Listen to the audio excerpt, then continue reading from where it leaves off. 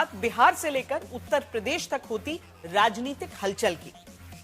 अब से कुछ देर पहले ही बिहार की राजधानी पटना में राबड़ी देवी के घर के बाहर कार्यकर्ता हंगामा करने लगे। तेजस्वी यादव के सलाहकार और राज्यसभा सांसद संजय यादव के खिलाफ नारेबाजी करने लगे। इन्हीं संजय यादव को लेकर लालू प्रसाद यादव की बेटी रोहिणी आचार्य ने दावा किया कि सवाल पूछने पर उन्हें पीटा गया, भगाया गया। ये सब तब हो रहा है जब आरजेडी समेत महागठबंधन बुरी तरह हार गया है। इसी हार के बाद उत्तर प्रदेश में अखिलेश यादव एक एक दिन यूपी चुनाव से पहले का गिन रहे हैं। कह रहे हैं कि 423 दिन बाकी हैं, 403 सीटें हैं, हर दिन मेहनत करेंगे। सवाल है कि आखिर इतना दिन क्यों गिनना पड़ रहा है? क्या अखिलेश यादव को आशंका है कि जो बुलडोजर जीत का अभी बिहार में चला है वो यूपी में भी आगे चल सकता है? क्या अखिलेश यादव को बिहार की जमीन पर तैयार की जाती रणनीति का झटका लगा है और योगी आदित्यनाथ को बिहार के नतीजे से मनोवैज्ञानिक बढ़त मिली है? इसी सवाल का जवाब आज पहले तलाशें।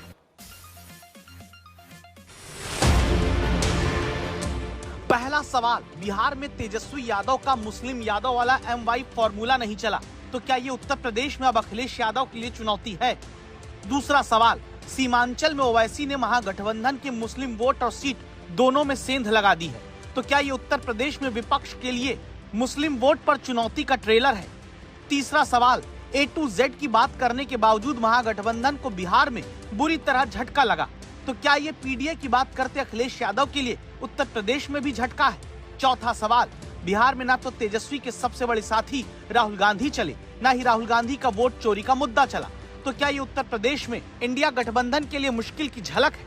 और पांचवा सवाल, बिहार में न तो दलित बाहुल्य सीट पर महागठबंधन को सीटें ज्यादा मिली, न पिछड़े वोट वाली सीट पर तो क्या ये उत्तर प्रदेश में इंडिया गठबंधन के लिए नई चुनौती बन चुका है? एक नतीजे से सियासत को खबरदार करते ये सवाल इसलिए उठे हैं क्योंकि ये बिहार चुनाव ही है जहां प्रचार करते हुए अखिलेश यादव ने बिहार के परिणामों से उत्तर प्रदेश से लेकर देश तक में सत्ता बदलने का ख्वाब संजो लिया। इस देश को बनाने के लिए चुनाव समझना, क्योंकि बिहार का परिणाम ही दिल्ली की सरकार को हिला देगा। सरकार नहीं चलने वाली। बताओ, बिहार से हारने के बाद दिल्ली की सरकार कैसे चलेगी? बताओ।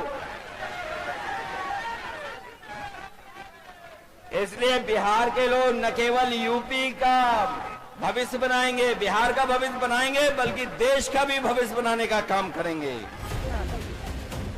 लेकिन बिहार के नतीजों ने तो ये हाल कर दिया कि अब तक का दूसरा सबसे खराब प्रदर्शन चुनाव में करने वाली आरजेडी में लालू प्रसाद यादव के घर की लड़ाई सड़क पर पहुंच गई। आपने कहा था कि चप्पल चलाया गया। चप्पल चलाने की बात आपने कही। अब आप लोग जाकर के वहाँ इंक्वायरी कर लीजिए। सही बात है, रोहिणी जो बोलती है सच बोलती है और जिसको भी कंडेम करना आकर के सामने मेरे सामने बैठवाइए। आज मेरे साथ हमेशा, कल मेरे माता पिता भी रो रहे थे, मेरी बहन रो रही थी मेरे लिए। जिस घर में भाई हो, भाई लोग का ही योगदान होना चाहिए। काहे सारा बलिदान बेटी लोग दी और जब बेटी को सवाल पूछे तो आप बोल दीजिएगा कि अब ससुराल में जाओ, तुम्हारा शादी हो गया। और बिहार के नतीजों पर अब महागठबंधन के भीतर होती सी सिर फुटअव्वल के बाद अखिलेश यादव ने सबक सीख लेना शुरू कर दिया। एक एक दिन का हिसाब उत्तर प्रदेश के चुनाव से पहले अखिलेश यादव रखने लगे हैं। आप बिहार जीत सकते हैं, लेकिन यूपी की जो हार हुई है उसको अभी हार में जीत में बदलने में समय है। उसके लिए हम लोग तैयार हैं। असेंबली इलेक्शन बहुत दूर नहीं, उसके लिए हम लोग तैयार हैं। आज जब हम और आप मिल रहे हैं, हो सकता है कि अगर 11 जनवरी 2027, अगर 11 जनवरी 2027 को डिक्लेयर होता है इलेक्शन, तो आज हमारे पास 423-424 दिन है और यूपी में 403 असेंबली है, तो हमारे पास 20 ही दिन तो स्पेयर में है। तो 20 ही दिन स्पेयर में, बाकी तो हमें काम ही करना है। प्रचार के दौरान अति आत्मविश्वास के साथ तेजस्वी यादव ही मुख्यमंत्री बनेंगे, कोई कंफ्यूजन नहीं है कहने वाले अखिलेश यादव को अगर अब एक एक दिन यूपी चुनाव को लेकर गिनना पड़ रहा है तो इसके पीछे कई वजह है। पहली वजह है बिहार में मुस्लिम यादव वोट के दम अब जीत की गारंटी न होना। तेजस्वी और अखिलेश यादव दोनों की पार्टी विचारधारा वोट बैंक में ये समानता रही है, जिन्हें पहले के चुनावों में मुस्लिम और यादव वोट का बड़ा हिस्सा लंबे वक्त से मिलता आ रहा है। लेकिन बिहार के नतीजों ने अब अखिलेश यादव की चिंता को और बढ़ा दिया है, क्योंकि बिहार में अगर 85 सीट पर मुस्लिम यादव वोट हार जीत का फैसला करने की ताकत रखता रहा तो इनमें से 68 मतलब कि 80% सीट इस बार एनडीए जीती है। मतलब जिस वोट बैंक से महागठबंधन को सबसे ज्यादा उम्मीद रही, लालू प्रसाद यादव, तेजस्वी यादव सब जीत का भरोसा रखते रहे, उसी मुस्लिम यादव वोट बैंक वाली सीट में केवल 12 सीट महागठबंधन जीत पाया, 5 सीट अन्य को चली गई। अगर केवल यादव बाहुल्य सीट की बात करें तो 127 में से 101 सीट तो एनडीए ही जीता है। महागठबंधन को केवल 21 सीट मिली, अन्य को 5 सीट। अगर केवल मुस्लिम वोट जहां ज्यादा है उनकी बात करें तो ऐसी 39 में से 26 सीट एनडीए बिहार में जीत गया, 8 सीट केवल महागठबंधन पाया और 5 अन्य। यानी जिस वोट बैंक के गुब्बारे से अब तक विपक्ष फलता फूलता आया, वही गुब्बारा बिहार में फूट चुका है। और तब खबरदार करता सवाल है, क्या उत्तर प्रदेश में मुसीबत विपक्ष की बढ़ चुकी है, जहां माफिया पर वार करके संदेश योगी आदित्यनाथ देते आए हैं? हमारी सरकार आई, मैंने पूछा भाई ये 4 किले नुमा बड़े बड़े बंगले किसने बनाए हैं? तो लोगों ने कहा कि फलाने ने। मैंने कहा भी ये तो कुख्यात माफिया है। लोगों ने कहा हाँ। तो मैंने कहा फिर बुलडोजर की कार्रवाई हो जाए ना। अखिलेश यादव और राहुल गांधी का गठबंधन अगर उत्तर प्रदेश में विधानसभा चुनाव में भी चला तो चुनौती एक और है। चुनौती है ओवैसी की, जिनकी पार्टी को सीमांचल में मुस्लिम बाहुल्य सीट पर महागठबंधन के बराबर सीट मिली। तो फिर अब उत्तर प्रदेश में मुस्लिम वोट का बंटवारा करके मुसीबत विपक्ष की बड़ी करने उतरेंगे। कोई उत्तर प्रदेश से आके बोल रहा, अरे ओवैसी यहाँ क्यों आया? सुन लो अखिलेश यादव, तुम यहाँ पर सिर्फ अपने यादव भाई की कामयाबी के लिए आए हो। मैं हैदराबाद से 11 साल से आ रहा हूँ, तो सीमांचल के एक एक बच्चे और बच्ची और बूढ़े के लिए आता हूँ। अखिलेश यादव का मकसद बिहार में एनडीए को कमजोर करके यूपी में 2027 का नैरेटिव सेट करना था।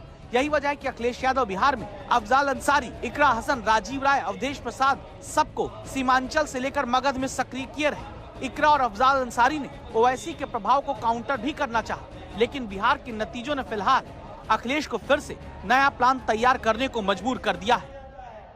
इतना सीट जीते हैं, 202 डबल सेंचुरी, हजम नहीं हो रहा।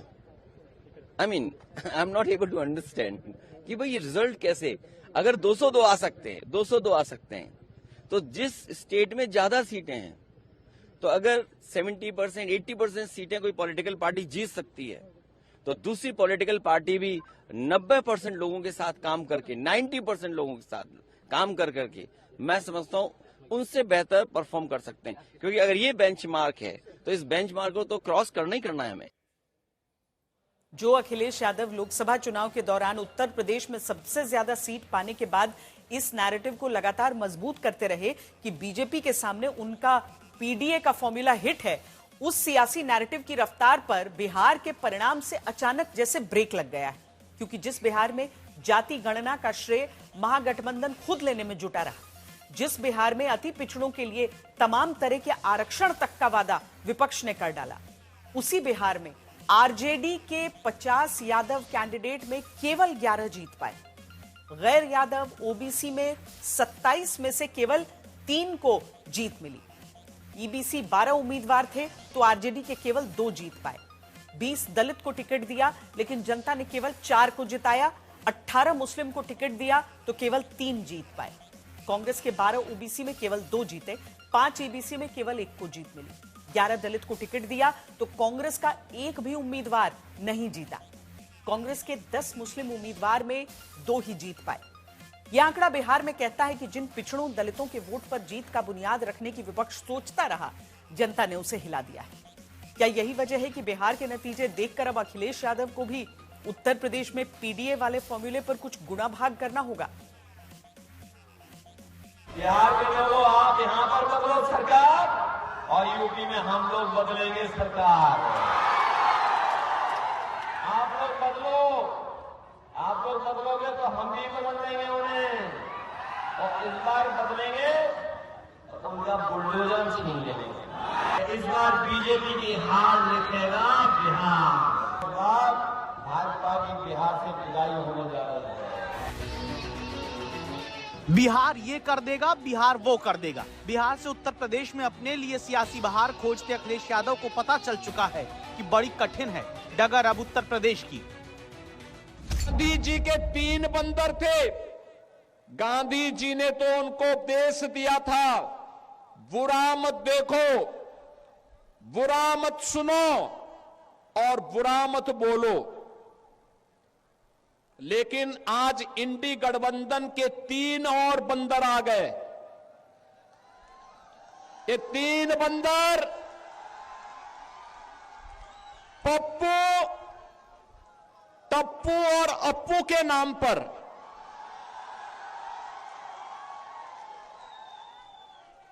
पप्पू, टप्पू और अप्पू के नाम पर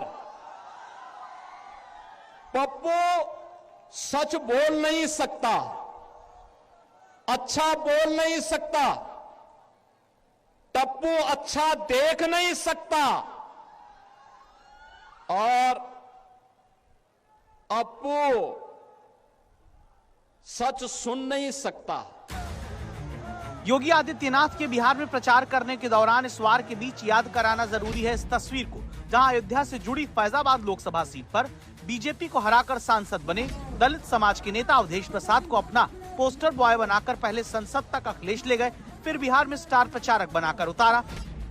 इन्हीं अवधेश प्रसाद की सीट का जिक्र करके बिहार में चुनाव प्रचार में अखिलेश कहते रहे कि अवध से मगध तक बीजेपी हारेगी। अयोध्या भी हम लोगों ने हरा दिया। भगवान श्री राम ने अगर किसी को आशीर्वाद दिया है तो समाजवादी के प्रत्याशी को आशीर्वाद दिया। लेकिन बिहार के नतीजों ने फिर से अब उत्तर प्रदेश के लिए अखिलेश को नया ब्लूप्रिंट तैयार करने का संदेश दे दिया। वजह नंबर 2, बिहार में पिछड़े और दलित वोट पर महागठबंधन की पकड़ एकदम ढीली हो जाना। इसका सबूत यह है कि ईबीसी वोटर जिन 141 सीट पर बिहार में ज्यादा हैं, वहां 123 सीट एनडीए ने जीती और महागठबंधन को केवल 16 सीट ही मिल पाई। गैर यादव ओबीसी का वोट जिन 166 सीट पर ज्यादा है, वहां 133 सीट एनडीए के खाते में आई, 28 सीट केवल महागठबंधन जीत पाया। दलित बाहुल्य 69 सीट पर 61 एनडीए जीता है, 7 सीट केवल महागठबंधन पाया। ये आंकड़े देखकर निश्चित तौर पर अखिलेश यादव सोच रहे होंगे कि अति पिछड़ा के नाम पर पूरा न्याय संकल्प पत्र लाकर भी अगर विपक्ष जनता में भरोसा बिहार के भीतर पैदा नहीं कर पाया, तो क्या ऐसे ही गठबंधन के साथ वो यूपी में 425 दिन के बाद होने वाले चुनाव में साइकिल चलाकर सत्ता पाएंगे? जब बिहार में मैं खुद घूमा हूँ, तेजस्वी की जो पॉपुलैरिटी थी या कांग्रेस के साथ आना या हमारा जो गठबंधन था, लोग बदलाव के लिए आ रहे थे, ये तो मैं महसूस कर सकता था। लेकिन ये नहीं पता था कि लोगों को नौकरी के सवाल पर, महंगाई के सवाल पर या बिहार के विकास के सवाल पर, किस सवाल पर वोट कर रहे हैं। लेकिन अब 202 डबल सेंचुरी हो जाना, ये हम लोगों को भी टारगेट फिक्स कुछ ऐसा ही करना पड़ेगा यूपी में। फर्जी आरोप लगाना, फर्जी पीडीए चलाना और परिवारवाद करना, गुंडों, अपराधियों, माफियाओं का साथ देना, तो यह राजनीति न जंगल राज, कट्टा राज बिहार में चल पाया है, न गुंडा राज, दंगा राज और अपराधियों का राज उत्तर प्रदेश में चल पाएगा। अब जातिवाद और परिवारवाद की राजनीति के अंत की शुरुआत बिहार ने कर दी है। अब देश विकास के पथ पर आगे बढ़ेगा, गरीबों के जीवन को खुशहाल बनाने के लिए आगे बढ़ेगा और श्री अखिलेश यादव जी सफाई जाने की तैयारी कर रहे हैं। बिहार के नतीजों को अगर उत्तर प्रदेश की राजनीति पर आजमा कर देखें तो विपक्ष के लिए तीसरी चुनौती है दलित वोट पर मायावती की पार्टी की भूमिका, क्योंकि बिहार में बीएसपी ने रामगढ़ की एक सीट हासिल की है। यूपी में 2027 के चुनाव में मायावती का वोट बैंक एक निर्णायक भूमिका निभा सकता है, जो बिहार में महागठबंधन की हार के बाद सावधानी से अब उत्तर प्रदेश में भी फैसला लेता दिख सकता है। धर्म और जातिगत आधार पर वोट बैंक के बंटवारे से अलग बिहार के नतीजों को यूपी के सियासी खांचे में देखें तो अखिलेश यादव के सामने सबसे बड़ी चुनौती खुद योगी आदित्यनाथ ही हैं। बिहार और यूपी में ये समानता है, मुद्दा है कानून व्यवस्था का। बिहार में जंगल राज का मुद्दा जनता भूली नहीं, ये साबित हो गया, और यूपी में बुलडोजर लेकर चलती योगी सरकार कानून व्यवस्था को ही अपनी सबसे बड़ी ताकत मानती है। उत्तर प्रदेश के अंदर हर पेशेवर अपराधी और माफिया समाजवादी पार्टी का शागिर्द है, ऐसे ही बिहार के अंदर भी हर पेशेवर माफिया और अपराधी आरजेडी और कांग्रेस का शागिर्द है। इनको पनपने नहीं देना है। कतई पनपने नहीं देना है, आगे नहीं बढ़ने देना है, क्योंकि आप इनको जब भी आगे बढ़ने का अवसर देंगे, बहनों और भाइयों, ये गरीब के हक पे डकैती डालेंगे। बहन और बेटियों की सुरक्षा पर ये लोग सेंध लगाएंगे।